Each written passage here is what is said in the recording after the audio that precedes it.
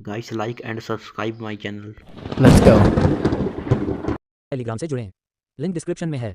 BTTH, मैंने जुनर से शादी की लेकिन उसने हमारी शादी को पूरा करने से इनकार कर दिया। अध्याय 31, जुनर की ईर्ष्या। युन युन को समझ में नहीं आया कि गूफी क्यों भौहें सिकोड़ रहा था।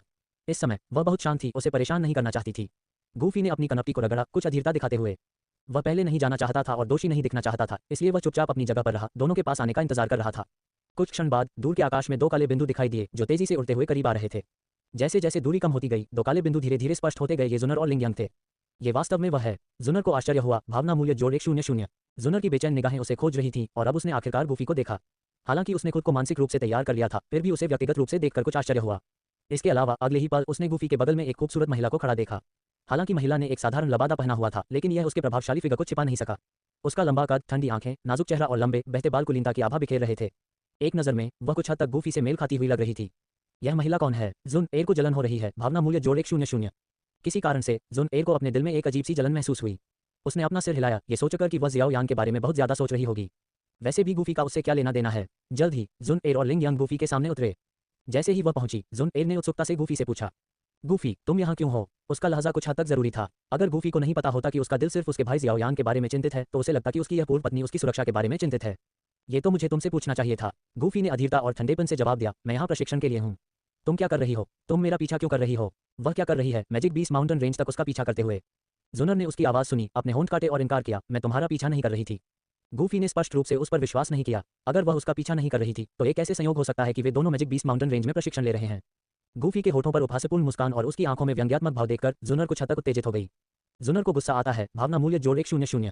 उत्तर पश्चिमी क्षेत्र बंजर होने के लिए जाना जाता है। तुम्हारे जैसे राक्षस को यहाँ प्रशिक्षण की क्या जरूरत है? यहाँ प्रशिक्षण लेने से कहीं भी बेहतर होगा। जैसे जैसे वह बोलती गई, जुनर को अपने संदेह पर और अधिक यकीन होता गया।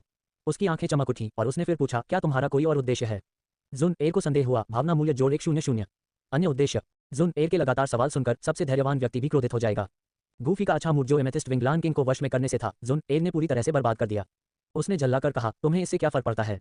स्पष्ट रूप से जुन एर ही वह थी जिसने उसे सबसे पहले धोखा दिया था, फिर भी वह उसका पीछा कर रही थी और उससे सवाल कर रही थी। आखिर वह क्या सोच रही है? उसकी जिद और अनुचित व्यवहार की एक सीमा होनी चाहिए। गूफी ने थोड़ी देर के लिए अपनी आंखें बंद की, फिर अपना सिर घुमाया, जुन एर को नजरअंदाज करने का फैसला किया। जुन एर को बेचैनी हुई। भावना मूल्य जोड़ 200। गूफी को जवाब न देते देखकर जुन एर को बेचैनी हुई। क्या ऐसा हो सकता है कि उसका भाई जियाओ यान पहले ही उसका शिकार हो चुका है? लेकिन वह उस तरह का व्यक्ति नहीं लगता। यह न जानते हुए कि जुनर के दिमाग में क्या चल रहा था, उसकी आवाज़ अचानक एक विनती भरे लहजे में बदल गई। गूफी, मुझे परवाह नहीं है कि तुम क्या सोच रहे हो। मैं तुम पर शक नहीं कर रहा हूँ, मैं बस तुमसे विनती कर रहा हूँ। मुझे पता है कि तुम मेरे कारण भाई जियाओ यान से नाराज हो सकते हो।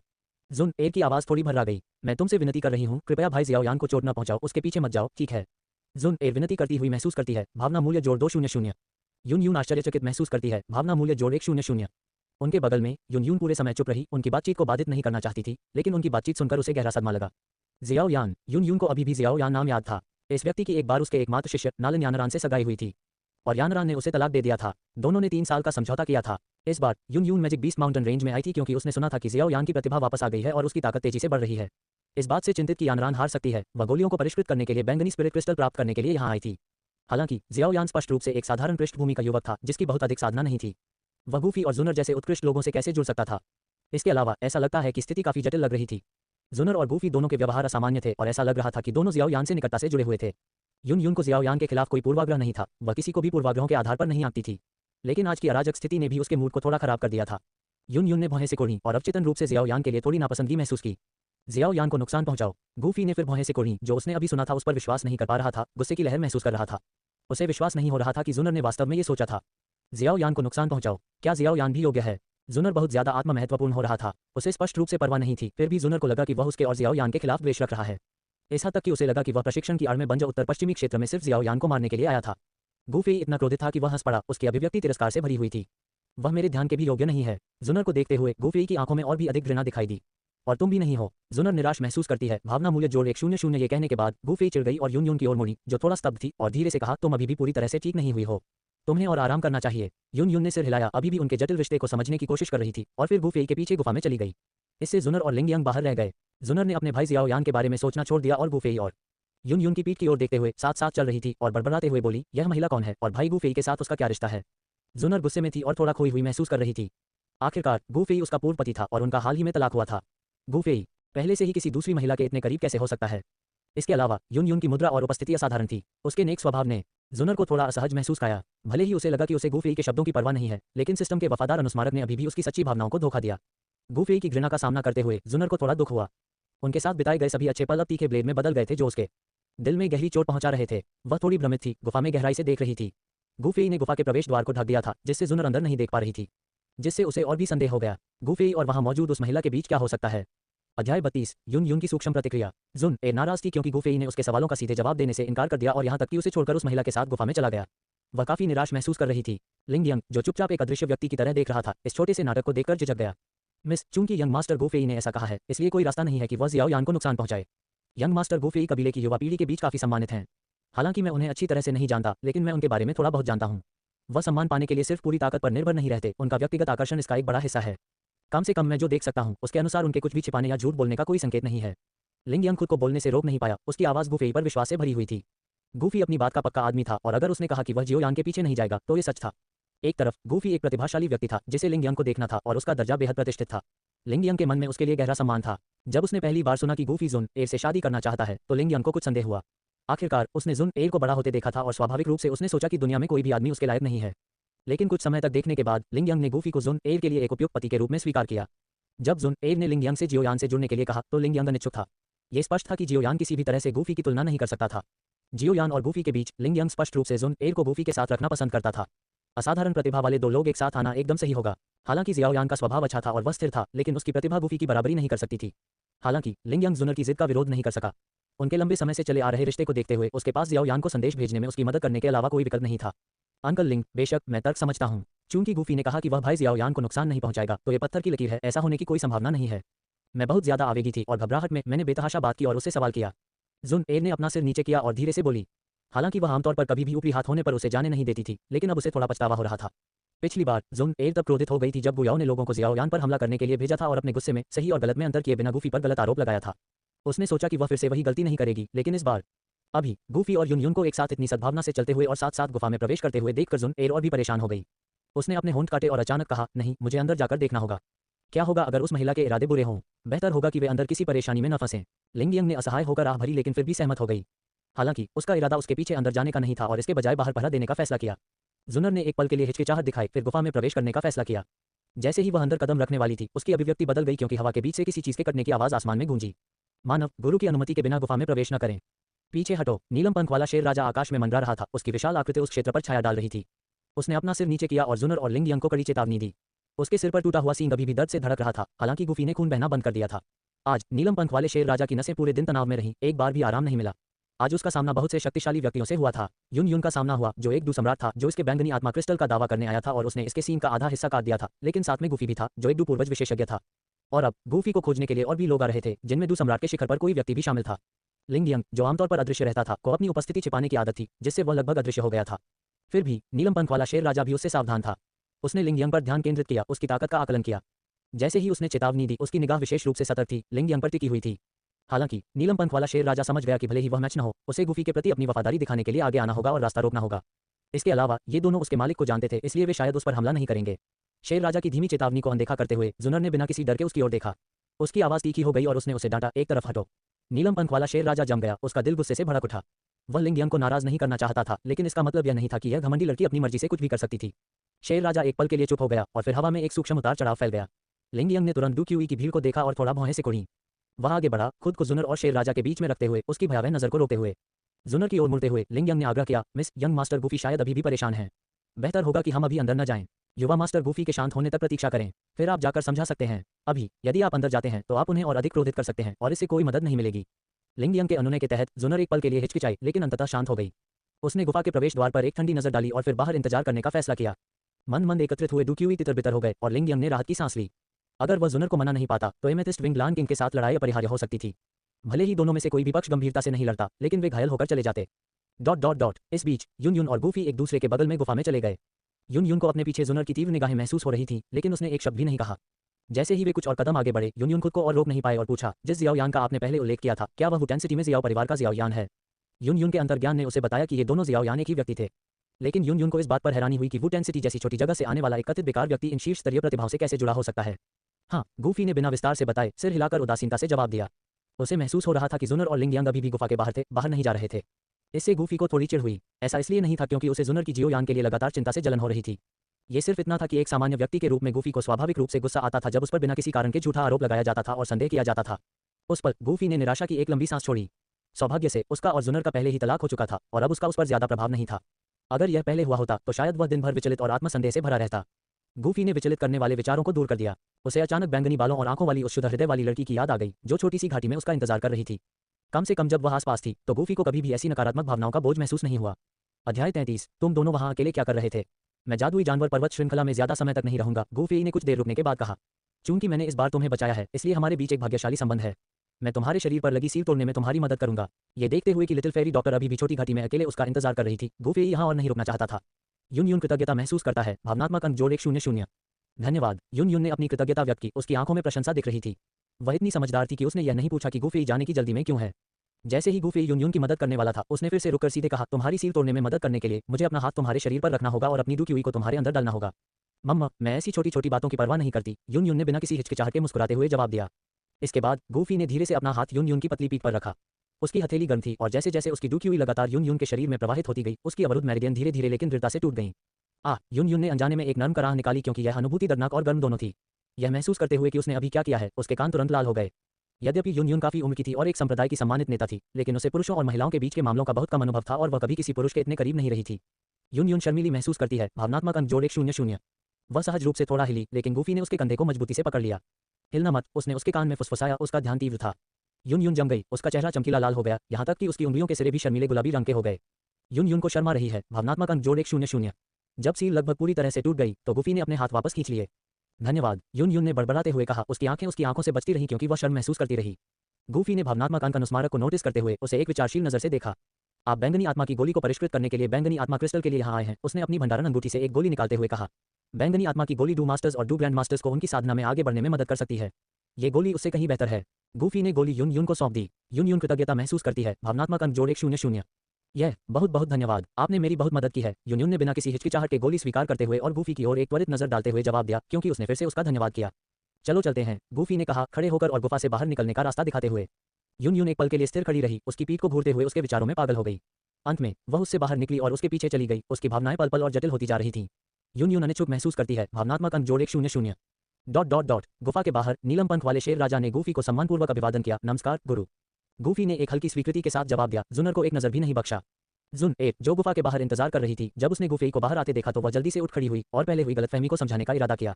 अचानक वह स्तब्ध रह गई। उसने देखा कि यून यून जो गूफी के पीछे पीछे बाहर आई थी, उसका रंग गुलाबी था, उसकी आंखों में एक गर्म चमक थी और उसके बाल अंदर आने के समय की तुलना में थोड़े बिखरे हुए थे। और करीब से देखने पर यून यून गूफी के काफी करीब खड़ी थी और ऐसा लग रहा था कि उनके बीच एक खास माहौल था जिसमें कोई और दखल नहीं दे सकता था। जुन एर अपनी कल्पना को बेकाबू होने से नहीं रोक पाए। क्या ऐसा हो सकता है कि वे दोनों गुफा में थे? जुन एर दुखी महसूस करती है। भावनात्मक अंक जोड़ 100। इस विचार ने जुन एर को बेवजह दुखी कर दिया। नतीजतन गलतफहमी को समझाने के लिए सावधानी से तैयार किए गए सभी शब्द उसके दिमाग से उड़ गए। वह कुछ कदम आगे बढ़ी, गूफी की आंखों में सीधे देखा और ऊंची आवाज में पूछा, तुम दोनों पूरे 1 घंटे तक वहां अकेले थे, आखिर तुम क्या कर रहे थे? जुन एर को गुस्सा आता है। भावनात्मक अंक जोड़ 100। गूफी को जुन एर के गुस्से से कुछ पल के लिए झटका लगा, लेकिन यून यून को जल्दी ही एहसास हो गया कि उसने गलत समझा है। साथ ही यून यून को जुन एर के मुखर लहजे से यह भी पता चल गया कि गूफी और इस खूबसूरत कुलीन लड़की के बीच एक असामान्य रिश्ता है। अपने भीतर एक फीकी भावना को दबाते हुए यून यून ने समझाने की कोशिश की, युवती, ये वैसा नहीं है जैसा तुम सोच रही हो। लेकिन इससे पहले कि यून यून अपनी बात पूरी कर पाती, गूफी ने उसे बीच में ही टोक दिया। उसके लहजे में अधीरता का भाव था। मैंने जो किया उसका तुमसे कोई लेना देना नहीं है। जुन एर को जलन और गुस्सा आता है। भावनात्मक अंक जोड़ 100। गूफी की प्रतिक्रिया सुनकर जुन एर को जलन की पीड़ा महसूस हुई। बिना सोचे समझे उसने अपने अगले शब्द बोल दिए, गूफी, मैंने कभी नहीं सोचा था कि तुम इस तरह से बदल जाओगी। बस उसे देखो, वह तुमसे बहुत बड़ी है और फिर भी तुम उसमें दिलचस्पी रखती हो। यून यून अपनी परिपक्व शांत नेक स्वभाव और लंबी कदकाठी के साथ वास्तव में जुनर और गूफी की तुलना में एक बड़ी बहन की तरह लग रही थी जो अभी भी युवा थी। यून यून नाखुश महसूस करती है। भावनात्मक अंक जोड़ 100। हालांकि यून यून ने जुनर के विचारहीन शब्दों को सुना और बेहद नाखुश महसूस किया। वह मूल रूप से स्थिति को समझाने का इरादा रखती थी, लेकिन जुनर की तीखी टिप्पणियों ने उसे पूरी तरह से परेशान कर दिया था। जुनर के शब्द कठोर थे और यून यून को उन्हें अनदेखा करना चाहिए था, लेकिन उन्होंने उसके भीतर एक असामान्य भावना को जगा दिया। जियामा साम्राज्य में एक संप्रदाय के सम्मानित नेता के रूप में यून यून को पहले कभी इस तरह से नहीं देखा गया था, खासकर एक भोली भाली युवा लड़की द्वारा। अगर जुनर उस पर और गूफी पर किसी बात का शक करने जा रही थी और यहाँ तक कि उसे बुरी भी कह रही थी, तो उसी तरह से बदला लेने से ज्यादा संतोषजनक क्या हो सकता था। यून यून प्रतिस्पर्धी महसूस करती है। भावनात्मक अंक जोड़ 100। प्रतिस्पर्धी भावना से प्रेरित होकर यून यून ने हिम्मत करके हाथ बढ़ाया और गूफी के चारों ओर अपना हाथ लपेट लिया। एक पल के लिए गूफी की अभिव्यक्ति कठोर हो गई, जैसे कि वह लकड़ी के एक टुकड़े में बदल गया हो। उसे समझ में नहीं आ रहा था कि उसे अपना हाथ खींच लेना चाहिए या उसे वहीं छोड़ देना चाहिए, इसलिए उसने यून यून को अपने से चिपके रहने दिया। यून यून ने मोहक मुस्कान दी। छोटी लड़की, भले ही मैं बड़ी हूँ, लेकिन मैं तुम्हारी जैसी लड़की से कहीं ज्यादा जानती हूँ। उसने ताना मारा, उसकी आवाज़ में चिढ़ाने वाली मिठास थी। इसलिए गूफी तुम्हें पसंद नहीं करती, यह बिल्कुल सही है। युन युन ने जुनर की ओर एक उत्तेजक नजर डाली, उसकी आवाज़ धीमी और जानबूझकर थी, जिसका स्पष्ट उद्देश्य उसे क्रोधित करना था। उसने अपनी पलकें भी झपकाईं और गूफी के करीब झुक गई, उसकी अजीब कठोरता का आनंद लेते हुए। युन युन का सामान्य व्यवहार ठंडा और गरिमा में था, कभी किसी पुरुष को अपने करीब नहीं आने देती थी। वह हमेशा अलग थलग रहती थी, उसका दिमाग केवल साधना पर केंद्रित था। अगर जियामा साम्राज्य में कोई भी उसे अब देखता तो वे पूरी तरह से चौंक जाते। ये वह महान ठंडी सुंदरता नहीं थी जिसे वे जानते थे, यह एक मोहक महिला थी। अध्याय 34। चाहे मैं कुछ भी करूं, या शादीशुदा होते हुए भी तुम्हारे धोखा देने से बेहतर है। उद्धरण चिन्ह। युन युन के अचानक बदले हुए रवैये ने गूफी को कुछ पल के लिए स्तब्ध कर दिया। खासकर जब से उसने गूफी की बांह पकड़ी हुई थी, उसका शरीर उसके शरीर से कसकर दबा हुआ था। उसका हाथ कभी कभी उसके शरीर के किसी नर्म हिस्से से टकराता था। इससे गूफी की हमेशा की तरह ठंडी अभिव्यक्ति थोड़ी सी टूट गई। इसके अलावा ये सूक्ष्म और अस्पष्ट शारीरिक संपर्क इतना नाजुक था कि इससे गूफी का दिल तेजी से धड़कने लगा। कुछ पल के लिए उसका दिमाग खाली हो गया और उसने महसूस किया कि उसकी धड़कन अनियमित हो गई है। लेकिन उसने जल्दी ही इसका पता लगा लिया। युन युन इस तरह से व्यवहार कर रही थी क्योंकि वह जुनेर के पहले के शब्दों से नाराज थी। उसका वर्तमान व्यवहार जानबूझकर जुनेर को भड़काने के लिए था। तुम दोनों कैसे? गूफी और युन युन के बीच अंतरंग बातचीत को देखकर जुनेर स्तब्ध रह गई। जुनेर ईर्ष्या महसूस कर रही है। भावना स्तर जोड़ 100। उसने अपना पैर पटका, उसकी ईर्ष्या तीव्र हो गई और वह और भी अधिक ईर्ष्यालु हो गई, स्पष्ट रूप से क्रोधित। गूफी, मैंने कभी नहीं सोचा था कि तुम इस तरह के व्यक्ति होगे। हम अभी अभी अलग हुए हैं और तुम्हारा पहले से ही एक नया प्रेमी है। तुम मुझे क्या समझते हो? जुनेर को गुस्सा आ रहा है। भावना स्तर जोड़ 100। ईर्ष्या, गुस्सा। सिस्टम ने जुनेर के भावनात्मक परिवर्तनों के बारे में गूफी को ईमानदारी से सूचित किया। उसकी बेवजह ईर्ष्या, उसके बाद फिर से गुस्सा और ईर्ष्या सुनकर गूफी को और भी अधिक घृणा महसूस हुई। जुनेर हमेशा से ही दिखावा करने वाली रही है। अभी वह सिर्फ अधिकार जता रही थी। ऐसा नहीं था कि वह वास्तव में उसकी परवाह करती थी। वह बस यह नहीं देखना चाहती थी कि एक आदमी जो कभी उससे इतना प्यार करता था उसके पास इतनी जल्दी दूसरी औरत हो, और वह औरत सुंदरता के मामले में भी उसके बराबर थी। गूफी को पता था कि भले ही जुनेर अभी बहुत गुस्से में लग रही थी और ऐसा व्यवहार कर रही थी जैसे कि वह वास्तव में उसकी परवाह करती है, लेकिन जैसे ही उसका प्रिय जियाओयान प्रकट हुआ, जुनेर ने जो कुछ भी कहा था उसे पूरी तरह से भूल जाएगी। वह तुरंत खुद को जियाओयान की बाहों में फेंक देगी, इन मामलों के बारे में दूसरा विचार भी नहीं करेगी। जुनेर के दिल में जियाओयान हमेशा पहले स्थान पर थी और गूफी को अब प्रतिस्पर्धा करने की परवाह नहीं थी। कोई बात नहीं, मैं हमारी शादी के दौरान धोखा देने से बेहतर हूँ। गूफी ने जुनेर को हल्के से व्यंग्य से देखा और धीमी आवाज में बोला। उसके शब्द अभी भी तिरस्कार और घृणा से भरे हुए थे, जो जुनेर की भावनाओं के प्रदर्शन से अपरिवर्तित थे। गूफी जुनेर की लगातार गड़बड़ी और नखरों से तंग आ चुका था। प्यार के फिल्टर के बिना वह जुनेर को एक बिगड़ैल लड़की से ज्यादा कुछ नहीं समझता था। भले ही उसका युन युन के साथ वास्तव में कुछ चल रहा था, लेकिन वे पहले से ही तलाकशुदा थे। वह जिससे चाहे प्यार कर सकता था, इसका जुनेर से क्या लेना देना था? उसे रंगे हाथों पकड़ने का नाटक क्यों किया और एक पत्नी की तरह उससे सवाल क्यों किया, दिल टूटने का नाटक क्यों किया? माफ करना, मेरा पहले यह मतलब नहीं था। जुनेर और गूफी के बीच बातचीत सुनकर युन युन को आखिरकार उनके रिश्ते का एहसास हुआ और उसने गूफी से माफी मांगी। उस पल उसे एहसास हुआ कि गूफी और जुनेर के बीच का रिश्ता जितना उसने सोचा था उससे कहीं ज्यादा जटिल था। लेकिन अभी अभी उसने गूफी के जरिए अपना गुस्सा पूरी तरह से बाहर निकाला था। जुनेर के ईर्ष्यालु और गुस्से वाले भाव को देखकर युन युन को एक अवर्णनीय संतुष्टि का एहसास हुआ और वह जीत की खुशी में अपने होठों को सिकुड़ने से खुद को रोक नहीं पाई। अब जब उसका गुस्सा शांत हो गया था तो उसने गूफी की बांह छोड़ दी। तब उसे एहसास हुआ कि उसकी पिछली हरकतें कितनी सासी थीं। ऐसा लग रहा था कि गूफी की बांह उसके शरीर के किसी संवेदनशील हिस्से को छू गई थी। युन युन को शर्म आ रही है। भावना स्तर जोड़ 100। इस बारे में सोचते हुए युन युन का चेहरा गुफा से बाहर निकलने के समय से भी ज्यादा लाल हो गया और उसकी गर्दन तक हल्की लाली फैल गई। यहाँ तक कि उसे भी अपनी पिछली हरकतों के बारे में पूरी तरह से समझ नहीं आया। ये सिर्फ जुनेर को नाराज करने के लिए नहीं था। इसका एक बड़ा कारण यह था कि उसने गूफी के लिए कुछ अजीब भावनाएं विकसित कर ली थीं। युन युन उस तरह की महिला नहीं थी। वह आमतौर पर अलग थलग और नेक थी, कभी भी ऐसी चीजों से परेशान नहीं होती। अगर कोई दूसरा आदमी होता तो वह नाराज नहीं होती, भले ही जुनेर ने उससे ऐसी बातें कही हों। वह किसी दूसरे आदमी की बांह नहीं पकड़ती या ऐसे इश्कबाजी भरे शब्द बोलने की हिम्मत नहीं करती। और जहां तक उनके अंतरंग अस्पष्ट संपर्क की बात है, क्या युन युन वास्तव में इसके बारे में नहीं जानती थी या उसने चुपके से ऐसा होने दिया था? दूसरी तरफ गूफी के तीखे शब्दों से आहत होकर जुनेर पहले ही चुप हो चुकी थी। वह सबसे संवेदनशील थी और गूफी की आंखों में जो घृणा और तिरस्कार उसने देखा उसे बर्दाश्त नहीं कर सकी।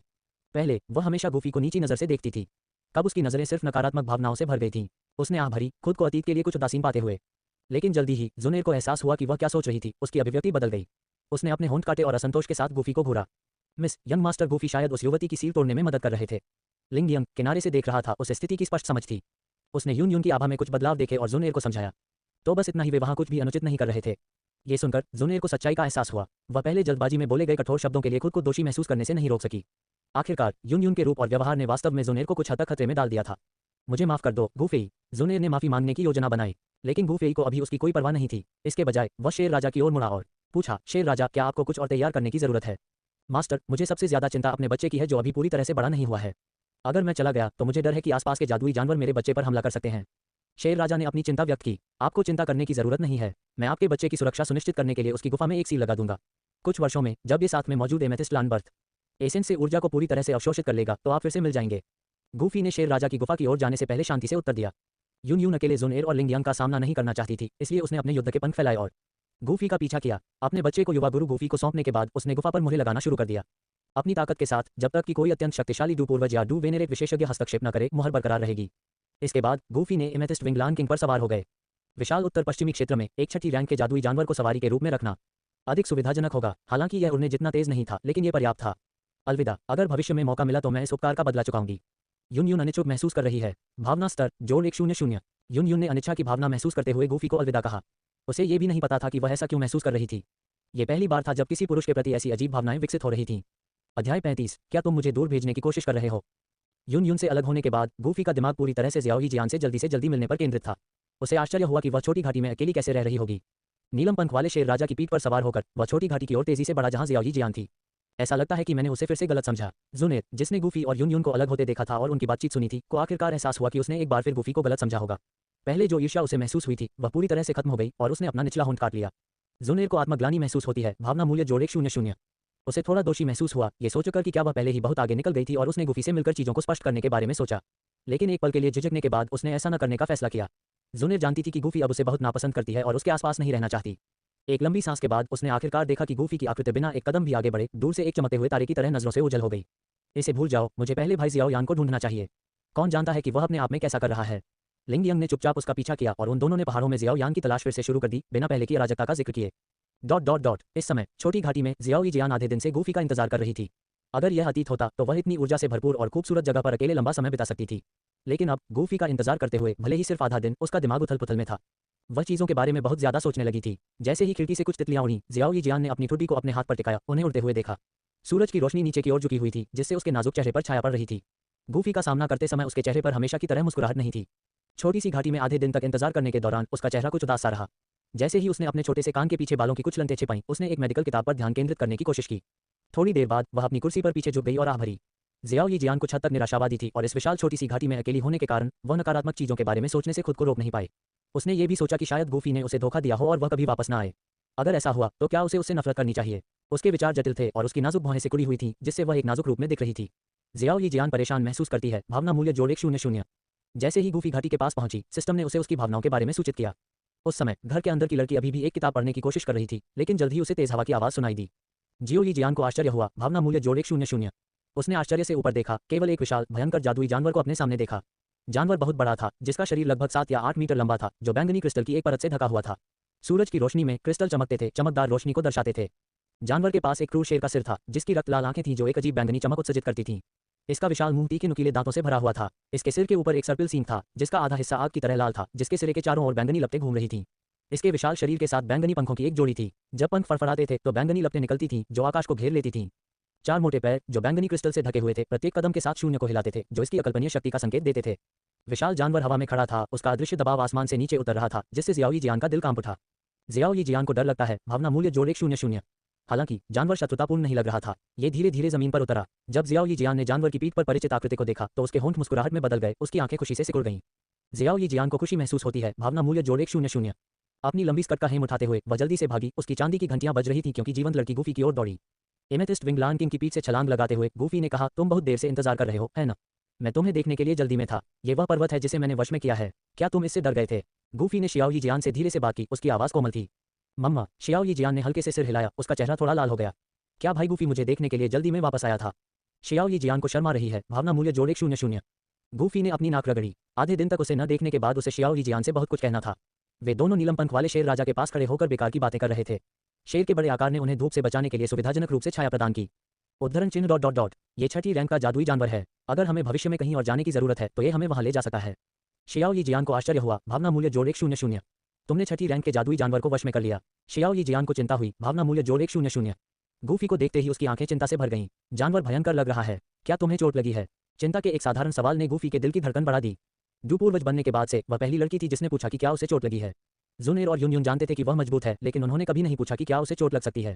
लड़की के सिर पर थपथपाते ही गूफी की मुस्कान और भी कोमल हो गई। बिल्कुल नहीं, मुझे चोट कैसे लग सकती है? उन दोनों ने छोटी घाटी में 2 और दिन बिताए, शांतिपूर्ण और लापरवाह दिनों का आनंद लिया। गूफी ने कभी जाने का जिक्र नहीं किया, लेकिन जियो यीजियान को गहराई से पता था कि गूफी जैसा असाधारण और महानता के लिए किस्मत वाला व्यक्ति इस एकांत घाटी में लंबे समय तक नहीं रहेगा। उसका दिल बेचैन होने से खुद को रोक नहीं सका। जब गूफी साधना कर रहा था तो सिस्टम उसे उसकी भावनाओं के बारे में सूचित करता रहा। जियो यीजियान चिंतित महसूस करता है। भावना मूल्य जोड़ 100। जियो यीजियान अनिच्छुक महसूस करता है। भावना मूल्य जोड़ 100। यह मूर्ख लड़की, वह किस बारे में चिंतित है? गूफी ने उसकी भावनाओं में आए बदलावों को महसूस किया। जैसे ही गूफी बोलने वाला था, ज़ियाओ यीजियान ने पहले कहा, भाई गूफी, अगर तुम्हारे पास करने के लिए दूसरे काम हैं तो तुम्हें मेरी चिंता करने की जरूरत नहीं है। मैं यहाँ अकेले ही अच्छी तरह से रह सकता हूँ। क्या तुम मुझे दूर भेजने की कोशिश कर रहे हो? गूफी ने परेशान होने का नाटक किया। जियाओ यी जियांग घबरा गया। भावना मूल्य जोड़ 100। नहीं नहीं, बिल्कुल नहीं। जियाओ यी जियान ने जल्दी से अपना सिर हिलाया। मुझे लगता है कि यह जगह तुम्हारे प्रशिक्षण के लिए उपयुक्त नहीं है। बाहरी दुनिया ही वह जगह है जहां तुम वास्तव में हो। एक जियाओ यी जियान, अगर मैं कहीं और जाऊं तो क्या तुम मेरे साथ आने को तैयार हो? गूफी ने पूछा। उसकी अभिव्यक्ति गंभीर थी। एक पल के लिए हवा शांत हो गई और गूफी को घबराहट का एक असामान्य भाव महसूस हुआ। जियाओ यी जियान ने बिना किसी हिचकिचाहट के लगभग तुरंत सहमति में सिर हिला दिया। अध्याय 36। अब से मैं तुम्हें वो सारी गोलियां बनाऊंगा जिनकी तुम्हें जरूरत है। ठीक है, अगले कुछ दिनों में खुद को तैयार करो और फिर तुम मेरे साथ जा सकते हो। गूफी ने हाथ बढ़ाया और धीरे से जियाओ यी जियान के सिर को थपथपाया। उसकी आंखों में एक कोमलता दिख रही थी जो उसने गुक्षेत्र में जुनर से तलाक के बाद से महसूस नहीं की थी। जियाओ यी जियान को शर्म आ रही है। भावना मूल्य जोड़ 100। उसने गूफी को चुपके से देखा। उसकी आंखों में मुस्कान भर गई। जादुई जानवर पर्वत श्रृंखला के बाहरी इलाके में ऑप्टेरिक स्मैश। एक घने जंगल में एक विशाल काले शासक ने एक मुश्किल कोण से एक पवन भेड़िया की कमर पर प्रहार किया। इतने भारी प्रहार से पवन भेड़िया ने एक चीख मारी और जमीन पर गिर गया। लड़ने वाला व्यक्ति कोई और नहीं बल्कि जियाओ यान था। वह जादुई जानवर पर्वत श्रृंखला के किनारे पर प्रतिदिन खुद को प्रशिक्षित कर रहा था, जीवन मरण की लड़ाइयों से गुजर रहा था। इस बार जियाओ यान का सामना एक विंडवुल्फ से हुआ जो अपनी गति के लिए जाना जाने वाला दूसरे दर्जे का जादुई जानवर है जो उच्च स्तरीय डू मास्टर्स के लिए भी चुनौती बन सकता है। हाल ही में हुई लड़ाइयों से प्राप्त अनुभव के बिना जियाओ यान कभी भी इतनी जल्दी विंडवुल्फ को नहीं मार पाता। हालांकि अपनी जीत के बावजूद जियाओ यान को भी चोटें आई। उसके हाथ पर घाव से अभी भी खून बह रहा था। लानत है जानवर, जियाओ यान ने पास की एक गुफा की ओर बढ़ते हुए धीरे से शाप दिया। उसने विंडवुल्फ की लाश को इकट्ठा करने की जहमत नहीं उठाई क्योंकि उसका इरादा उसकी गंध से दूसरे जादुई जानवरों को दूर भगाना था जिससे उसे कुछ राहत मिल सके। दूसरी तरफ जुन एर और लिंग यांग उसके स्थान के करीब पहुंच रहे थे।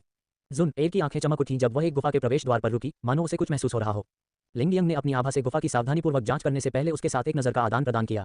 उसने एक परिचित कमजोर उपस्थिति का पता लगाया। मिस, हमने उसे ढूंढ लिया है। 2 दिनों की खोज के बाद जुनर और लिंग यांग ने आखिरकार जियाओ यान को ढूंढ लिया। वे जल्दी से गुफा में गए जहां उन्होंने जियाओ यान को क्रॉस लेग बैठे अपनी आंखें बंद करके ध्यान करते हुए पाया। जुनर उसे देखकर बहुत खुश हुई, लेकिन जब उसने जियाओ यान की बांह पर सूखे खून और घावों को देखा तो उसकी खुशी तुरंत चिंता में बदल गई। जुनर, जियाओ यान ने अपनी आंखें खोली और जुनर को अचानक प्रकट होते देखकर आश्चर्यचकित हो गया। भाई जियाओ यान, क्या तुम ठीक हो? जुनर ने चिंता से पूछा, धीरे से उसकी बांह पर पट्टी बांधते हुए। एक बार फिर से मिलने पर जियाओ यान ने यह नहीं पूछा कि उनके अलग रहने के दौरान जुनर कहाँ था। वह समझ गया कि जुनर ऐसा व्यक्ति था जिसके साथ वह इस समय नहीं रह सकता था और उसे उसके साथ रहने की उम्मीद नहीं करनी चाहिए। उसे और अधिक मेहनत करने की जरूरत थी। जब वे साथ बैठे तो जुनर ने कोमलता से उसकी बांह से खून साफ किया। थोड़ी देर के बाद झिझकते हुए उसने धीरे से कहा, भाई जियाओ यान, मुझे माफ कर दो। जियाओ यान ने असमंजस में उसकी ओर देखा। किसी ने मेरी वजह से तुम्हें मारने की कोशिश की। यह मेरा परिवार था, मुझे माफ कर दो। जुन एर ने अपनी नजरें नीची कर ली। जियाओ यान की आंखों से नजरें नहीं मिला पा रही थी, लेकिन जियाओ यान ने धीरे से उसके सिर पर थपथपाया। कोई बात नहीं, मैं तुम्हें कैसे दोष दे सकता हूँ। उसकी आंखें थोड़ी सिकुड़ गईं और उसके अभी भी युवा चेहरे पर ठंडक का एक संकेत दिखाई दिया। क्या शक्तिशाली परिवार सोचते हैं कि वे अपनी मर्जी से जान ले सकते हैं? जियाओ यान की आवाज में गुस्से का एक नोट था जिसे वह दबा नहीं सका। अपनी अंगूठी में अभी भी बेहोश याओ लाओ को याद करते हुए उसकी भौहें सिकुड़ गईं। गु याओ ने बस उसका जिक्र किया था और उसके अधीनस्थ मध्य महाद्वीप के सुदूर उत्तर पश्चिमी हिस्से से यात्रा करके आए थे और उसे देखते ही हमला कर दिया। जियाओ यान निश्चित रूप से गु कबीले के ताकतवर लोगों का सामना नहीं कर सका और बाल बाल मौत से बच गया। अगर याओ लाओ ने समय रहते हस्तक्षेप नहीं किया होता तो वह मर जाता। जियाओ यान अभी भी गुस्से में था, हालांकि उसने जुन एर को दोष नहीं दिया। उसने समझा कि जुन एर की रहस्यमय पृष्ठभूमि का मतलब है कि उसका अपनी परिस्थितियों पर बहुत कम नियंत्रण था। फिर जियाओ यान ने अपनी अगली योजना साझा की। जुन एर, मैं जादुई जानवर पर्वत श्रृंखला में प्रशिक्षण लेने की योजना बना रहा हूँ। अपनी ताकत में सुधार करूंगा और आत्मा के घावों को ठीक करने के लिए जड़ी बूटियों की खोज करूंगा। अब भी जियाओ यान ने जुन एर को याओ लाओ के अस्तित्व का जिक्र नहीं किया। जुन एर समझ गई और उसने सवाल नहीं किया कि जियाओ यान को अचानक आत्मा के घावों को ठीक करने के लिए जड़ी बूटियों की आवश्यकता क्यों थी। उसे वह रहस्यमय विशेषज्ञ याद आया जो पहले जियाओ यान के साथ था और दोषी महसूस करते हुए ईमानदारी से कहा, भाई जियाओ यान, चिंता मत करो, मैं जल्द से जल्द तुम्हारे आत्मा के घावों को ठीक करने के लिए जड़ी बूटियां ढूंढ लूंगा। ये सुनकर जियाओ यान को कुछ भावनाएं महसूस हुई और वह सहमत हो गया। फिर उसने अपनी आंखें फिर से बंद कर लीं, अपनी थकी हुई डुकी हुई को ठीक करने की कोशिश करते हुए। गुफा में सन्नाटा छा गया। जियाओ यी जियान के साथ घाटी में 2 या 3 दिन और बिताने के बाद गूफी ने आखिरकार फैसला किया कि अब जाने का समय आ गया है। उसने जियाओ यी जियान को एमेथिस्ट विंग लान किंग की पीठ पर बिठाया, जादुई जानवर पर्वत श्रृंखला को पार करने की योजना बनाई। गूफी ने जियाओ यी जियान की पतली कमर को पकड़ा और लान किंग की चौड़ी पीठ पर छलांग लगा दी। जियाओ यी जियान को अनिच्छा महसूस हुई। भावना मूल्य जोड़ 100। ऊपर चढ़ने के बाद जियाओ यी जियान ने पीछे मुड़कर छोटी घाटी की ओर देखा। भाई गूफी, क्या हम भविष्य में यहाँ वापस आ सकते हैं? गूफी ने धीरे से उसके रोएदार सिर को थपथपाया। बेशक, जब भी तुम वापस आना चाहोगी मैं तुम्हें यहाँ ले आऊंगी। तभी जियाओ यी जियान ने एक प्यारी सी मुस्कान दिखाई। जल्द ही लान किंग की पीठ पर एक पारदर्शी ऊर्जा कवच दिखाई दिया। यह उन्हें तेज गति की उड़ान के दौरान तेज हवाओं से बचाने के लिए था। जियामा साम्राज्य में रहने वालों के लिए जो यात्रा जोखिम भरी थी वह गूफी के लिए कोई चुनौती नहीं थी। निम्न स्तर के जादुई जानवर शेर राजा की आभा को महसूस करते हुए डर गए और उनका रास्ता रोकने की हिम्मत नहीं जुटा पाए। गूफी का लक्ष्य जादुई जानवर पर्वत श्रृंखला को पार करना और टैगर रेगिस्तान के पास जियामा साम्राज्य की पूर्वी सीमा तक पहुंचना था। वहां उसने ग्रीन कोर लॉर्ड्स फ्लेम और शुद्ध करने वाले राक्षसी लॉर्ड्स फ्लेम के दूसरे मानचित्र टुकड़े की तलाश की। कुछ समय तक उड़ने के बाद गूफी ने जैड की बोतल से एक गोली निकाली जिसका उद्देश्य शेर राजा को खिलाना था ताकि उसकी ऊर्जा बहाल हो सके। तो यह एक गोली है। यह उस खुरदरे तरीके से कहीं अधिक परिष्कृत है जिससे मैंने औषधीय अवयवों को साधारण लपटों के साथ मिलाने की कोशिश की है। जियो यी जियान ने गोली की चिकनी सतह और चमक की प्रशंसा की। हर किसी को कीमियागर होने की जरूरत नहीं है। मेरे साथ होने पर मैं आपकी जरूरत की कोई भी गोली बना सकता हूँ। गूफी ने धीरे से बात की, ये जानते हुए कि जियाओ यी जियान ने कभी कीमियागर बनने का सपना देखा था, लेकिन अपनी असंगत विशेषताओं के कारण ऐसा नहीं कर सकी। जियाओ यी जियान को छू गया। भावना मूल्य जोड़ 100। गूफी के शब्दों को सुनकर जियाओ जियान ने आज्ञाकारी ढंग से सिर हिलाया। उसकी आंखें खुशी से भरी थीं। वह आखिरकार इस बात को स्वीकार कर चुकी थी कि वह किमियागर नहीं बन सकती। कई दिनों की उड़ान के बाद नीलम पंखों वाला शेर राजा आखिरकार रेगिस्तान के किनारे पर पहुंच गया। शायद रेगिस्तान के नजदीक होने के कारण यहाँ का मौसम शुष्क और गर्म था। चिलचिलाती हवा से गुजरने वाले यात्रियों को बहुत पसीना आ रहा था। तेज धूप ने जमीन को जला दिया, जिससे उसमें से दमघोंटू गर्मी निकल रही थी। बढ़ती गर्मी के कारण दृश्य धुंधला और विकृत हो गया। दूर से देखने पर पूरा रेगिस्तान विकृत लग रहा था। अध्याय 37। क्या मैं उजागर हो सकता था? नीलम पंखों वाला शेर राजा रेगिस्तान के किनारे पर कुछ देर के लिए रुका, जहां आसपास का मौसम असहनीय रूप से गर्म था। बहुत गर्मी है। सुरक्षात्मक अवरोध के बिना लिटिल फेरी डॉक्टर के माथे पर लगातार पसीने की बूंदें बन रही थीं और उसके बैंगनी बाल गीले और चिपचिपे हो गए थे। उसे साफ सुथरा रहना पसंद था, लेकिन गूफी को गहरे विचारों में डूबा देखकर वह उसे परेशान नहीं करना चाहती थी। उसने चुपचाप अपने हाथ से खुद को पंखा झला। हालांकि उन्होंने पहले से तैयारी कर रखी थी, फिर भी कुछ चूक हो गई थी। लिटिल फेरी डॉक्टर ने जो कपड़े पहने थे वे थोड़े मोटे थे, जो किंगशान टाउन के वसंत जैसे मौसम के लिए उपयुक्त थे। लेकिन यहाँ असहनीय गर्मी थी। गूफी ने उसकी ओर देखा और अपने हाथ की एक लहर के साथ डूक्यूई की एक बाधा ने उन दोनों को घेर लिया। जैसे जैसे मौसम अधिक सहनीय होता गया, उसे जल्दी ही बहुत अधिक आराम महसूस हुआ। लिटिल फेरी डॉक्टर खुश महसूस करती है। भावनात्मक मूल्य जोड़ 100। कुछ समायोजन करने के बाद नीलम पंख वाले शेर राजा वापस आकाश में उड़ गए। गूफी के गंतव्य की ओर बढ़ रहे थे। उनका पहला पड़ाव स्टोन डेजर्ट सिटी था, जहां है बोडोन, जिसकी खेती रानी मेडुसा द्वारा सील कर दी गई थी, छिपा हुआ था। जैसे जैसे पीला शहर धीरे धीरे नजर आने लगा, गूफी ने गति धीमी नहीं की और सीधे नीलम पंख वाले शेर राजा को उस ओर उड़ने का आदेश दिया। शेर राजा की पीठ पर बैठी लिटिल फेरी डॉक्टर दूर के शहर को बेहतर ढंग से देखने के लिए उत्साह से आगे झुकी।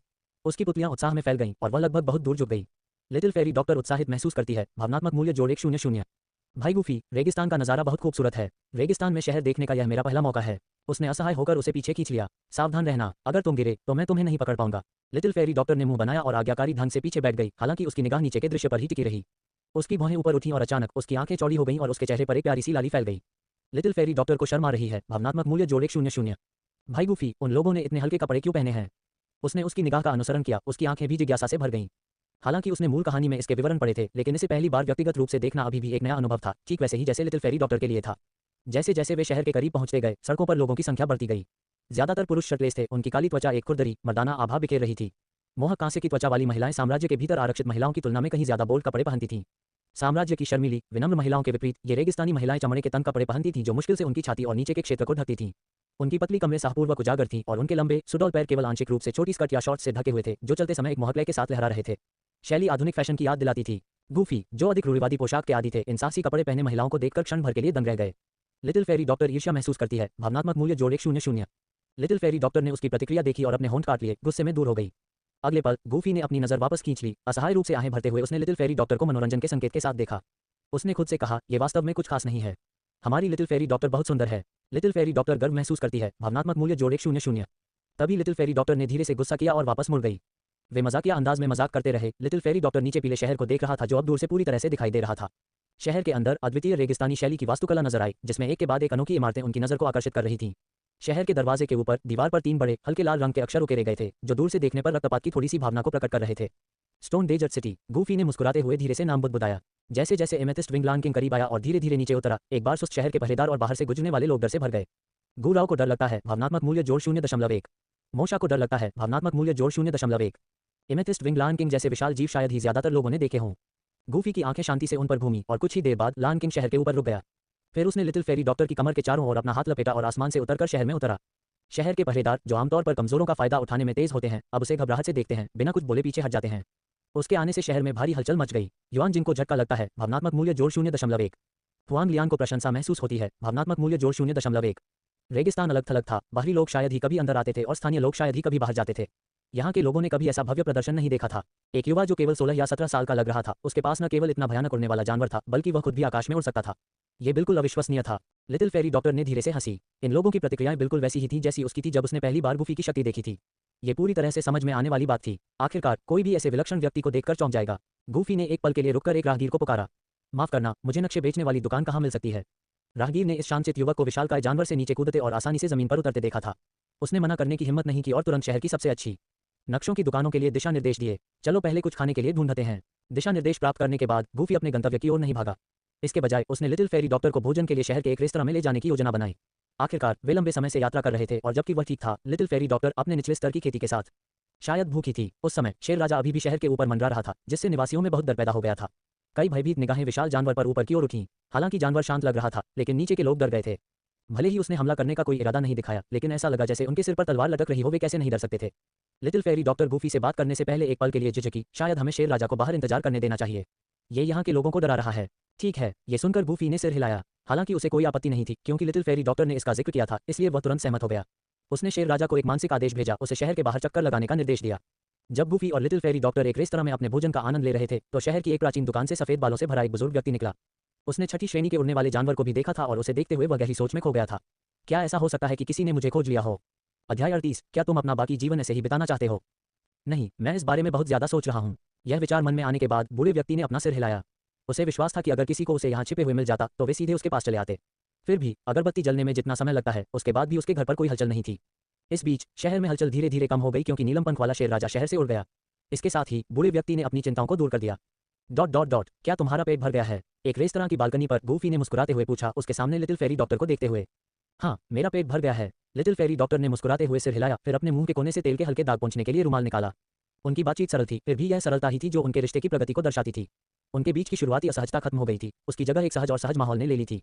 यह एक ऐसी बातचीत थी जो सुकून देती थी। अब मेरे साथ नक्शा खरीदने के लिए आओ। गूफी खड़ी हुई और लिटिल फेरी डॉक्टर के साथ रेस्तरां से बाहर निकल गई। वे एक विचित्र दुकान पर पहुंचने से पहले कई गलियों से गुजरे।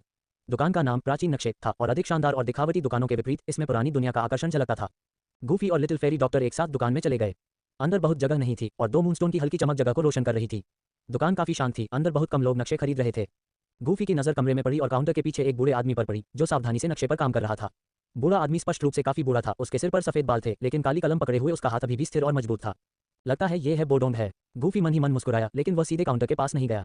उस समय गूफी ने अपनी आभा को दबा रखा था, इसलिए कभी शक्तिशाली दू सम्राट रहे हैं बोडोंग भी गूफी की उपस्थिति को महसूस नहीं कर पाए। इस प्रकार उनका प्रवेश किसी का ध्यान नहीं गया। गूफी फिर दुकान के कोने में एक पुरानी लकड़ी की शेल्फ पर चले गए। शेल्फ स्पष्ट रूप से प्राचीन थी, सड़ती हुई लकड़ी से ढकी हुई थी और उसमें छेद थे। उस पर पीले पड़ चुके नक्शों का ढेर पड़ा था, जिनमें से कुछ क्षतिग्रस्त होने के संकेत दे रहे थे, जैसे कि वे नक्शा बनाने के असफल प्रयास थे। ये वही था जिसकी गूफी तलाश कर रहा था। उसने लापरवाही से पीले पड़ चुके नक्शों को पलटा और एक हल्की बासी गंध ने उसे थोड़ा सा उदास कर दिया। अगले ही पल असफल नक्शों के ढेर से एक छोटा फटा हुआ नक्शा हथेली के आकार का गिर गया। ये यहाँ है। गिरे हुए नक्शे के टुकड़े को देखकर गूफी को आश्चर्य नहीं हुआ, उसने पहले ही इसका अनुमान लगा लिया था। नक्शे का टुकड़ा शुद्धिकरण करने वाले राक्षसी कमल संत की विरासत का हिस्सा था, जिसे इकट्ठा करने पर रैंक 3 स्वर्गीय ज्वाला के प्रकट होने पर उसका मुकाबला करने के लिए इस्तेमाल किया जा सकता था। यह क्या है? ये किसी तरह के खजाने के नक्शे जैसा दिखता है, लेकिन ये पूरी तरह से अधूरा है। लिटिल फेरी डॉक्टर ने गूफी के हाथ में नक्शे पर नजर डाली, उत्सुकता से कि वह ऐसा कुछ क्यों उठाएगा। हे, यह एक मूल्यवान वस्तु है। गूफी मुस्कुराया लेकिन आगे कुछ नहीं बताया। इसके बजाय वह नक्शे के टुकड़े को काउंटर पर ले गया और बूढ़े आदमी से पूछा, सर क्या आपके पास इस नक्शे के कोई और टुकड़े हैं? गूफी को पता था कि है बोडोंग के पास इस नक्शे का एक और टुकड़ा था। सालों पहले इसे हासिल करने और इसे समझने में विफल रहने के बाद उसने अपने टुकड़े को 2 भागों में विभाजित कर दिया था। जैसे ही गूफी ने बोलना समाप्त किया, काउंटर के पीछे बूढ़ा आदमी आखिरकार नक्शा बनाने में रुक गया और तेजी से ऊपर देखने लगा। उसकी आंखों में उग्रता का भाव था और उसके बाएं गाल से लेकर उसकी आंख के कोने तक एक निशान था, जिससे वह इतना खतरनाक दिखाई दे रहा था कि लिटिल फेरी डॉक्टर सहज रूप से गूफी के कब्जों से चिपक गया। डरो मत। गूफी ने उसकी प्रतिक्रिया देखी और धीरे से उसके सिर पर थपथपाया। क्या तुमने यह मानचित्र का टुकड़ा पहले देखा है? बूढ़े आदमी ने आश्चर्य से पूछा। हाई बोडोंग को आश्चर्य हुआ। भावना मूल्य जोड़ 80। हाँ, मैंने इसे पहले भी देखा है। क्या आप मुझे यह नक्शा बेचने पर विचार करेंगे? गूफी ने मुस्कुराते हुए सिर हिलाया। नहीं। बूढ़े व्यक्ति ने दृढ़ता से अपना सिर हिलाया, उसके स्वर में बहस के लिए कोई जगह नहीं थी। सर, अगर आप इसे बेचने के लिए तैयार हैं तो आप अपनी कीमत बता सकते हैं, गूफी ने जोर देकर कहा, हाई बोडोंग के इनकार से विचलित हुए बिना। वह नक्शे का टुकड़ा पाने के लिए दृढ़ था। युवक, इस नक्शे के टुकड़े की लालसा करना बंद करो। मुझे पैसे में कोई दिलचस्पी नहीं है और इसे चुराने के बारे में सोचना भी मत। ये तुम्हारे लिए अच्छा नहीं होगा। बूढ़े व्यक्ति ने उसे खारिज करते हुए कहा। ऐसा लग रहा था कि उसे डर नहीं था कि गूफी नक्शा जबरदस्ती छीनने की कोशिश कर सकता है। भाई गूफी, चूंकि सज्जन इसे न बेचने पर अड़े हुए हैं तो चलो बस चलते हैं, लिटिल फेरी डॉक्टर ने मासूमियत से कहा। वह नहीं चाहती थी कि गूफी बूढ़े आदमी के साथ किसी विवाद में पड़े और उसे विश्वास नहीं था कि गूफी बल का सहारा लेगा। चिंता मत करो, वह अपना मन बदल लेगा। गूफी ने उसे देखकर मुस्कुराया, फिर बूढ़े आदमी की ओर मुड़ा।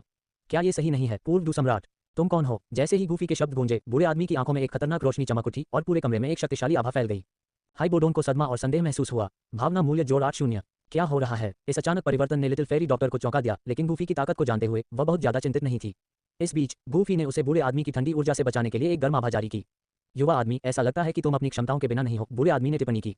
आश्चर्यचकित था कि गूफी उसकी आभा से अप्रभावित रही। तो आपका निर्णय क्या है, सर? गूफी ने पूछा, बिना किसी परेशानी के एक हल्की मुस्कान के साथ। मैंने पहले ही कहा है, मैं इसे किसी को नहीं बेचूंगा। यदि आप इसे जबरदस्ती लेने की कोशिश करते हैं तो मुझे अपनी शक्ति का उपयोग करने के लिए दोष न दें। बूढ़े आदमी का स्वर शांत लेकिन दृढ़ था क्योंकि ठंडी दुखी हुई ने उसे घेर लिया था। इस समय लिटिल फेरी डॉक्टर चुपचाप एक तरफ खड़ी थी, हस्तक्षेप नहीं कर रही थी। क्या होगा अगर मैंने कहा कि मैं आपके शरीर पर लगी सील को हटा सकता हूँ? क्या आप इस पर विचार करेंगे, या फिर आप इस सुदूर सीमावर्ती शहर में मात्र नक्शा बेचने वाले के रूप में अपना शेष जीवन बिताने का इरादा रखते हैं?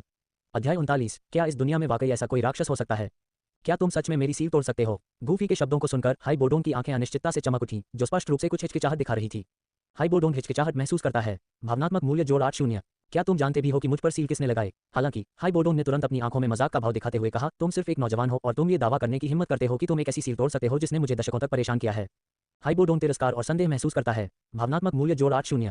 हाँ हाँ, ऐसा लगता है कि तुम्हें मनाने के लिए मुझे अपनी ताकत दिखानी पड़ेगी। हाइबोडोन का मजाक सुनकर गूफी ने हंसते हुए अपना सिर हिलाया। उस पल उसने जानबूझकर अपनी आभा को छिपाना बंद कर दिया। उसके अंदर से एक प्रभावशाली उपस्थिति निकली जिससे हाइबोडोन तुरंत वहीं जम गया। उसकी पुतलियां चौड़ी हो गईं। ये कैसे संभव है? यह आभा रानी मेडुसा भी इतनी शक्तिशाली नहीं थी। हाइबोडोन को झटका लगा। भावनात्मक मूल्य जोड़ 8 इस युवा में इतनी कम उम्र में इतनी भयानक ताकत है। ऐसा लगता है कि वह वास्तव में मेरी सील तोड़ने में सक्षम हो सकता है। हाइबोडोन के दिल में उम्मीद की एक किरण जगी, हालांकि उसे गूफी के प्रति बढ़ती आशंका भी महसूस हुई। ऐसी राक्षसी प्रतिभा उसकी कल्पना से परे थी। हाइबोडोन को उम्मीद और आशंका दोनों महसूस हुई। भावनात्मक मूल्य जोड़ 8। हाँ हाँ, चिंता करने की कोई जरूरत नहीं है बूढ़े आदमी। चूंकि मैंने एक व्यापार की पेशकश की है, इसलिए मैं डकैती का सहारा नहीं लूंगा। हाइबोडोन की भावनाओं को समझते हुए गूफी ने हल्की मुस्कान के साथ कहा। ये सुनकर हाइबोडोन ने राहत की सांस ली। अगर गूफी ने इसे बलपूर्वक लेने का इरादा किया होता तो वह कुछ नहीं कर सकता था।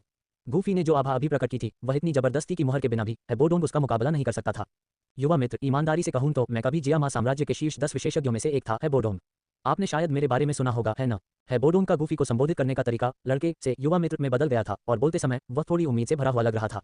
मैंने आपके बारे में सुना है, बर्फ सम्राट की प्रतिष्ठा काफी भयानक है। ये सुनकर गूफी ने सिर हिलाया। हाइबोडोन के चेहरे पर गूफी की प्रतिक्रिया पर गर्व का भाव दिखा। उसने खुद से सोचा, इतने सालों तक छिपे रहने के बाद भी मेरी प्रसिद्धि अभी भी साम्राज्य में बनी हुई है। तो आप वास्तव में कहाँ से हैं युवा मित्र? हाइबोडोन ने पूछना जारी रखा। मैं जियामा साम्राज्य से नहीं हूँ। गूफी ने सीधे उत्तर दिया। मैं यहाँ इसलिए आया हूँ क्योंकि मैंने सुना है कि टाइगर रेगिस्तान में एक स्वर्गीय ज्वाला प्रकट हुई है, इसलिए मैं उसे खोजने आया हूँ। उसके बगल में लिटिल फेरी डॉक्टर को इस बात से आश्चर्य नहीं हुआ। गूफी ने पहले ही स्वर्गीय ज्वाला की अपनी खोज के बारे में उसे कहा था। मैं समझ गया। ये सुनकर हाइबोडोन विचारमग्न हो गया। उसे गूफी की बातों पर संदेह नहीं हुआ। आखिरकार जियामा साम्राज्य जैसी जगह पर गूफी जैसा राक्षसी व्यक्ति पैदा होने की संभावना नहीं थी। शायद केवल विशाल केंद्रीय मैदान ही ऐसे विलक्षण व्यक्ति को जन्म दे सकता है। युवा मित्र, तुमने अभी कहा कि तुम मेरी मुहर तोड़ने को तैयार हो। क्या तुम गंभीर हो? अगले ही पल हाइबोडोन ने आखिरकार अपनी मुहर का मामला उठाया। बेशक, गूफी ने आत्मविश्वास से सिर हिलाया। हाइबोडोन की मुहर रानी मेडुसा ने लगाई थी। इसे तोड़ने के लिए कोई व्यक्ति या तो उच्च स्तरीय मारक गोली का उपयोग कर सकता है या जबरन सील तोड़ सकता है। गूफी की वर्तमान ताकत के साथ सील तोड़ना मुश्किल नहीं होगा। बहुत अच्छा, यदि आप वास्तव में मेरी सील तोड़ सकते हैं तो यह अवशेष मानचित्र आपका है। इसके अतिरिक्त दशकों तक यहाँ रहने के बाद मैं आपको कृतज्ञता के प्रतीक के रूप में स्वर्गीय ज्वाला के बारे में कुछ जानकारी भी प्रदान कर सकता हूँ। गूफी का सकारात्मक उत्तर पाकर हाइबोडोन ने भी अपनी ईमानदारी दिखाई। केवल यह एक अवशेष मानचित्र पर्याप्त नहीं होगा। हाइबोडोन द्वारा अपनी शर्तें पेश करने के बाद गूफी ने मुस्कुराते हुए अपना सिर हिलाया और कहा, इस नक्शे के एक तरफ कुछ निशान हैं जो दूसरे से अलग हैं।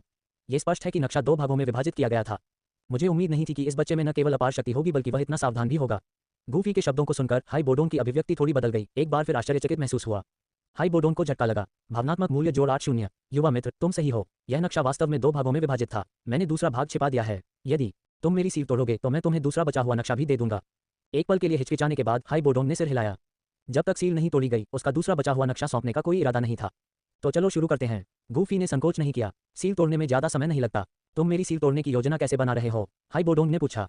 वर्षों से उसने सील तोड़ने के लिए कई तरीके आजमाए थे, यहाँ तक कि ब्रेकिंग एडवर्सिटी पिल नामक एक गोली बनाने की विधि भी खोजी थी। हालांकि गोली के लिए 6ठी रैंक के कीमियागर की आवश्यकता थी, जिसके पास स्वर्गीय ज्वाला भी थी। इसके अलावा उसके पास एक महत्वपूर्ण घटक की कमी थी। इस तरह की सील को सीधे डुक्यूई से तोड़ा जा सकता है। जैसे ही गूफी ने बोलना समाप्त किया, उसकी हथेलियों से एक तीखी डुक्यूई निकली। डुक्यूई की तीव्र लहर ने हाइबोडोन के चेहरे को तुरंत पीला कर दिया। इससे पहले कि वह प्रतिक्रिया कर पाता, उसका शरीर गूफी की शक्तिशाली डुक्यूई से घिर गया। इसके तुरंत बाद हाइबोडोन के शरीर में बहुत अधिक मात्रा में डुक्यूई बहने लगी। कुछ ही समय में हाइबोडोन का शरीर हिंसक रूप से कांप उठा और उसका झुर्रीदार चेहरा अचानक सख्त हो गया। उसके माथे के बीच में एक भयानक भूतिया नीली ऊर्जा तेजी से इकट्ठी हुई। कुछ ही क्षणों बाद इसने एक छोटा भूतिया नीला ऊर्जा सांप पैटर्न बनाया। ये सांप पैटर्न हाइबोडोन की डुक्यूई को सील करने की कुंजी थे। अब गूफी को सील तोड़ने के लिए केवल इन पैटर्न को पूरी तरह से मिटाने की जरूरत थी। अगला भाग थोड़ा दर्दनाक हो सकता है। खुद को तैयार करो। गूफी ने हाइबोडोन को चेतावनी दी, फिर तेजी से अपने हाथों को हिलाया, जिससे हाइबोडोन के शरीर के भीतर से ऊर्जा का एक उछाल निकला। उस पल में हाइबोडोन की नसें फूल गईं क्योंकि वह बहुत दर्द सह रहा था। हालांकि दर्द ज्यादा देर तक नहीं रहा। जल्द ही गूफी की डुक्यूई ने सांप के पैटर्न को हाइबोडोन के शरीर से बाहर निकाल दिया। जैसे ही ये सांप के पैटर्न हाइबोडोन के सिर से निकले, वे धुएं के गुबार में विलीन होने से पहले हिंसक रूप से कांपने लगे। जिस क्षण सांप के पैटर्न उसके शरीर से निकले, हाइबोडोन की कसकर बंद आंखें अचानक खुल गईं। उसकी आंखों से एक तेज चमक निकली, जैसे कोई ठोस किरण हो, और एक भयंकर आभा, जैसे कोई शेर वर्षों की नींद से जागा हो, उसके शरीर से फूट पड़ी। हाँ, ये लानत वाली सील आखिरकार चली गई। मैं एक बार फिर डू सम्राट हूँ। जब सील टूटी, हाइबोडोन का चेहरा बेतहाशा खुशी से भर गया और उसने अपना सिर पीछे किया और दिल खोलकर हंसा। अध्याय 40। क्या जियामा साम्राज्य में कोई ऐसा है जो कीमिया में मुझसे आगे निकल सकता है? धुंधले बादल संप्रदाय। जियामा साम्राज्य में सबसे शक्तिशाली संप्रदाय के रूप में मिस्टी क्लाउड संप्रदाय का मुख्यालय साम्राज्य की राजधानी से 10 मील से थोड़ा अधिक दूरी पर एक राजसी पहाड़ पर स्थित है। संप्रदाय के नाम के कारण पहाड़ को भी मिस्टी क्लाउड माउंटेन के नाम से जाना जाने लगा है। किसी संप्रदाय के नाम पर रखा गया पहाड़ उसकी असाधारण स्थिति को दर्शाता है। धुंधले बादल पर्वत खड़ी है, जिसके 3 तरफ चट्टानें हैं और चोटी तक जाने के लिए केवल एक सड़क है, जो इसे रणनीतिक रूप से रक्षात्मक स्थान बनाती है। इसके अलावा मिस्टी क्लाउड संप्रदाय के अनुयायी हर समय सतर्कता से पहाड़ पर गश्त करते हैं, जिससे पूरा पहाड़ एक छोटे किले में बदल जाता है। पहाड़ के आधार से केवल 2 मील की दूरी पर साम्राज्य ने 50,000 घुड़सवारों को तैनात किया है। हालांकि ये 50,000 घुड़सवार आधिकारिक तौर पर राजधानी की रक्षा के लिए हैं, लेकिन कोई भी देख सकता है कि यह साम्राज्य का इस पास की शक्तिशाली सेना पर कड़ी नजर रखने का तरीका है। इससे मिस्टी क्लाउड सेक्ट का पैमाना स्पष्ट होता है। इस समय मिस्टी क्लाउड सेक्ट के भव्य हॉल के बाहर एक मध्यम आयु वर्ग का व्यक्ति, जो दिखने में बहुत ही सुंदर था, तत्परता की भावना के साथ अंदर आया। यह आदमी गूहे है, जो संप्रदाय का एक बुजुर्ग है और सही तौर पर जियामा साम्राज्य का सबसे कुशल कीमियागर है। ये सुनकर कि यून संप्रदाय में वापस आ गया है, गूहे जल्दी से वहां पहुंचा। संप्रदाय गुरु इस समय यून भी हॉल में था। जैसे ही गूहे अंदर आया, उसने जल्दी से उसका अभिवादन किया और फिर अपना ध्यान उसकी ओर लगाया। सेक्ट मास्टर, क्या आपने पर्पल स्पिरिट क्रिस्टल प्राप्त किया? मैंने सुना है कि कुछ दिन पहले मैजिकल बीस्ट माउंटेन रेंज में एक भयानक लड़ाई हुई थी। यह आपके और एमेथिस्ट विंग लान किंग के बीच हुई होगी। यून की आंखें चमक उठीं और उसने चुपचाप अपना सिर हिलाया, ये संकेत देते हुए कि उसने पर्पल स्पिरिट क्रिस्टल प्राप्त नहीं किया है। मैजिकल बीस्ट माउंटेन रेंज छोड़ने के बाद से वह कुछ हद तक अनुपस्थित मन की थी। ये सुनकर गूहे ने आह भरी, यह मानते हुए कि यून का मूड पर्पल स्पिरिट क्रिस्टल प्राप्त न करने के कारण था। अगर उसके पास पर्पल स्पिरिट क्रिस्टल होता तो वह पर्पल स्पिरिट पिल को परिष्कृत कर सकता था और इसे यानरान को दे सकता था। लेकिन अगले ही पल यून की आंखें झपक गईं और वह अचानक मुस्कुराई और बोली, हालांकि मुझे पर्पल स्पिरिट क्रिस्टल नहीं मिला, लेकिन मैंने गलती से एक युवा कीमियागर से पर्पल स्पिरिट पिल से भी बेहतर गोली प्राप्त कर ली। ये सुनकर गूहे ने संदेह में भौहें उठाई। यून से सवाल करने ही वाले थे कि उसने बीच में ही टोक दिया। मैंने यानरान को गोली दे दी है और अब तक इसने बिना किसी दुष्प्रभाव के बेहतरीन प्रभाव दिखाए हैं। उसकी साधना लगातार और ठोस रूप से आगे बढ़ी है। ये सिर्फ एक गोली होने के लिए बहुत बढ़िया है। यून की आवाज़ प्रशंसा से भरी हुई थी। आखिरकार हर दवा में कुछ विषाक्तता होती है, जबकि अधिकांश गोलियों का हल्का प्रभाव होता है। वे सभी कुछ हद तक गोली विषाक्तता रखती हैं। उन्हें कभी कभार लेना ठीक है, लेकिन लंबे समय तक या अत्यधिक उपयोग से व्यक्ति के सार को नुकसान पहुंच सकता है। यून ने नालन यानरान को गोलियां लेने के लिए प्रोत्साहित नहीं किया, लेकिन चूंकि यानरान अपनी साधना को जल्दी से बेहतर बनाने के लिए उत्सुक थी और गूहे के कीमिया कौशल विश्वसनीय थे, यून ने स्वेच्छा से उसे बैंगनी आत्मा क्रिस्टल की खोज में मदद की थी। हालांकि गूफी द्वारा दी गई गोली अलग थी, उसे इसमें कोई विषाक्तता महसूस नहीं हुई। यह हल्का और हानिरहित था और इसका कोई साइड इफेक्ट नहीं था। यह अनुमान लगाया गया है कि 1 महीने के भीतर गोली की शक्ति को पूरी तरह से अवशोषित करने के बाद नालन यानरान संभवतः डू मास्टर दायरे में प्रवेश कर जाएगा। यून द्वारा किसी अन्य कीमियागर की प्रशंसा को देखकर गूहे अपनी भौहें सिकोड़ने से खुद को नहीं रोक सका। एक युवा व्यक्ति द्वारा बनाई गई गोली, ये कितनी प्रभावी हो सकती है? इसके अलावा डू मास्टर स्तर तक पहुंचने की चाह रखने वाले डू प्रैक्टिशनर के लिए उसकी पर्पल स्पिरिट पिल सबसे अच्छा विकल्प होना चाहिए। इस युवा व्यक्ति की गोली का फॉर्मूला कहां से आया? हालांकि व्यक्तिगत रूप से जांच करने के बाद गूहे ने पाया कि गोली लेने के बाद नालन यानरान की साधना में वास्तव में काफी सुधार हुआ था। उसकी आभा बहुत अधिक गहरी हो गई थी और उसकी डुकी हुई इतनी ठोस लग रही थी मानो वह वास्तविक प्रशिक्षण के माध्यम से प्राप्त हुई हो, बहुत स्थिर। ये गोली निश्चित रूप से एमेथिस्ट गोली के अपेक्षित प्रभावों से अधिक थी। इस परिणाम ने गूहे को शब्दों के लिए खो दिया। इससे पहले जब यून ने उसे एक गोली को परिष्कृत करने के लिए कहा था, तो उसने एक शर्त रखी थी कि वह स्वर्गीय ज्वाला की खोज के लिए टैगर रेगिस्तान में उसके साथ जाएगी। यून ने गूहे से वादा करते हुए तुरंत सहमति दे दी थी कि एक बार जब वह एमेथिस्ट गोली को सफलतापूर्वक परिष्कृत कर देगा और नालन यानरान को दे देगा, तो वह उसे स्वर्गीय ज्वाला खोजने में मदद करेगी। लेकिन अब इससे पहले कि वह एमेथिस्ट गोली को परिष्कृत कर पाता, यून ने पहले ही किसी और से एक बेहतर हल्की गोली प्राप्त कर ली थी, जिससे गूहे बोलने में हिचकिचा रहा था। आखिरकार वह सौदे के अपने हिस्से को पूरा करने में विफल रहा था, इसलिए भुगतान के लिए पूछना अजीब था। गूहे के होंठ थोड़े हिले और यद्यपि यून प्रतिक्रिया करने में थोड़ी धीमी थी, उसने ये जानने के लिए पर्याप्त देखा था कि वह क्या कहना चाहता था। बड़े गूहे, चिंता मत करो, मैं अभी भी तुम्हारी मदद करूंगा जो मैंने पहले वादा किया था। संप्रदाय को प्रदान की गई सभी सहायता के लिए इसे धन्यवाद माने। यून ने शांत भाव से कहा। आखिरकार गूहे ने मिस्ट क्लाउड संप्रदाय में बहुत योगदान दिया था। यह सर्वविदित है कि पिलकिंग की गोलियां बाहरी दुनिया में मिलना बेहद मुश्किल है। गूहे जब मिस्ट क्लाउड संप्रदाय को गोलियां परिष्कृत करने में मदद करते थे, तो आमतौर पर केवल न्यूनतम शुल्क लेते थे या इस बार की तरह अनुरोध करते थे कि बदले में दूसरा पक्ष उनके साथ यात्रा पर जाए। हालांकि गूहे कीमिया में कुशल थे, फिर भी उनमें खुद की रक्षा करने की ताकत नहीं थी। अपनी परिष्कृत गोलियों के बदले शक्तिशाली अंगरक्षकों को चुनना उनका सबसे अच्छा विकल्प था। संप्रदाय के नेता के रूप में यून उसके अनुरोध को अनदेखा नहीं कर सकती थी, भले ही उसने इस बार उसकी मदद न की हो। धन्यवाद संप्रदाय गुरु। गूहे बहुत खुश हुआ और फिर बोला, जितनी जल्दी हम निकलेंगे उतना अच्छा होगा। चलो कल चलते हैं। यून ने तुरंत सहमति दे दी। स्टोन डेजर्ट सिटी में गूफी की मदद से हाइबोडोंग ने आखिरकार अपनी डू सम्राट स्तर की साधना को बहाल कर लिया। उसने सील को तोड़ दिया और अपने पूरे शरीर में लंबे समय से खोई हुई शक्ति का अनुभव किया। फिर भी हाइबोडोंग ने गूफी पर हमला करने की हिम्मत नहीं की और अनिच्छा से वादे के अनुसार नक्शे का आधा टुकड़ा सौंप दिया। इसके अलावा उसने गूफी को एक अलग नक्शा दिया जो उसने बनाया था, जिसमें शायद एक स्वर्गीय लॉ का स्थान हो। बेशक गूफी को वास्तव में स्वर्गीय लॉ के स्थान की आवश्यकता नहीं थी, क्योंकि वह जानता था कि स्वर्गीय लॉ पहले ही रानी मेडुसा द्वारा ले ली गई थी। अब वहां जाना एक व्यर्थ यात्रा होगी। गूफी को केवल रेगिस्तान के नक्शे की आवश्यकता थी। बहुत बढ़िया, धन्यवाद। गूफी ने मुस्कुराते हुए इसे स्वीकार किया, फिर जियाओ यीजियान के साथ प्राचीन मानचित्र की दुकान से बाहर निकल गया। इसके बाद वे वास्तव में रेगिस्तान में प्रवेश करेंगे। स्टोन डेजर्ट सिटी वास्तव में रेगिस्तान के बाहरी इलाके में ही थी, जबकि वे रेगिस्तान के गहरे निर्जन भागों की ओर जा रहे थे। वहां की जलवायु कठोर, अत्यधिक गर्म और दुर्लभ जल संसाधनों वाली थी, इसलिए गूफी ने जियाओ यीजियान के साथ स्टोन डेजर्ट सिटी में आपूर्ति एकत्र करना शुरू कर दिया। रेगिस्तान में पानी बहुत जरूरी था और उन्होंने कुछ भोजन भी इकट्ठा किया। जियाओ यीजियान ने आज्ञाकारी रूप से गूफी का पीछा किया, जिसने उसे कुछ भी ले जाने नहीं दिया, बल्कि सब कुछ अपने भंडारण रिंग में संग्रहित कर लिया। आपूर्ति एकत्र करने के बाद वे शहर से बाहर निकल गए, शेर राजा की पीठ पर सवार हुए और एक बार फिर रेगिस्तान की गहराई की ओर चल पड़े।